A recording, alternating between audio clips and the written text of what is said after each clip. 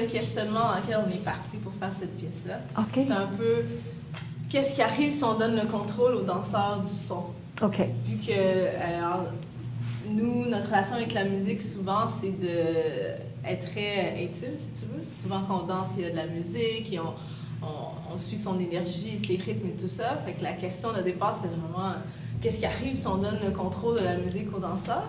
Finalement, ça donne que... Oui, finalement. Finalement, c'est vraiment plus difficile qu'on pensait, sincèrement. Pour plusieurs raisons, surtout que t'es le générateur de tout. Fait que il faut que ton mouvement, justement, on se demandait ton mouvement part de quoi? C'est là, on est habitué que le mouvement part de l'atmosphère sonore. Parce que le danseur, il est en contrôle du son. First, il faut qu'on comprenne le son. Comprenne qu'est-ce que le son fait, qu'est-ce qu'il fait à nous, qu'est-ce qu'il fait aux gens qui regardent, et qu'est-ce que ça génère comme mouvement. Parce que le fait de juste bouger et faire un son, c'est pas suffisant.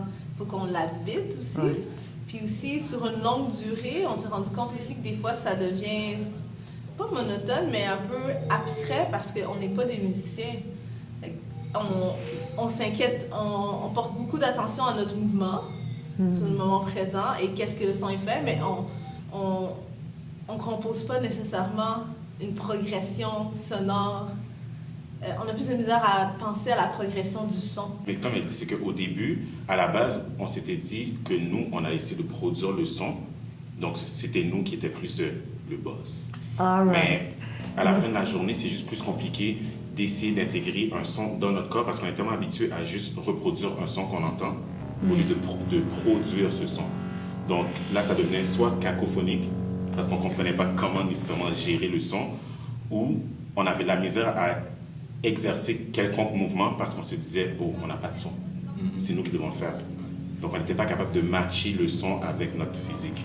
C'était ça, pour moi, en tout cas, c'était ça mon vrai gros challenge. Ouais. Ils sont un peu en train d'apprendre à jouer un instrument, oui, littéralement, là, parce que c'est carrément ça, tu sais. Puis aussi, il y a le fait que ce qui modifie les paramètres, c'est c'est pas nécessairement la mélodie en tant que telle. La mélodie est générée par des algorithmes, finalement. Ce qu'ils vont modifier, ce qui fait l'expressivité de tout ça, c'est vraiment la modification timbrale, les filtres, la modification du son en tant que tel.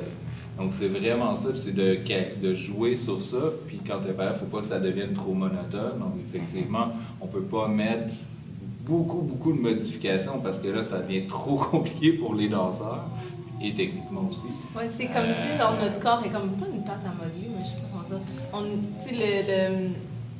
On contrôle les filtres, le volume des paramètres de même qui fait qu'il faut qu'on modifie la texture et notre corporalité pour les paramètres qu'on modifie. Je sais pas comment dire, Ça, c'est des instruments par entière, finalement. Puis, ce qu'eux, ils font, finalement, c'est littéralement jouer avec les boutons, carrément. Donc, ils pèsent sur les touches et ils jouent avec les boutons en temps réel, à distance. Moi, live, finalement, c'est que je leur assigne sur quoi ils vont jouer à tel ou tel moment.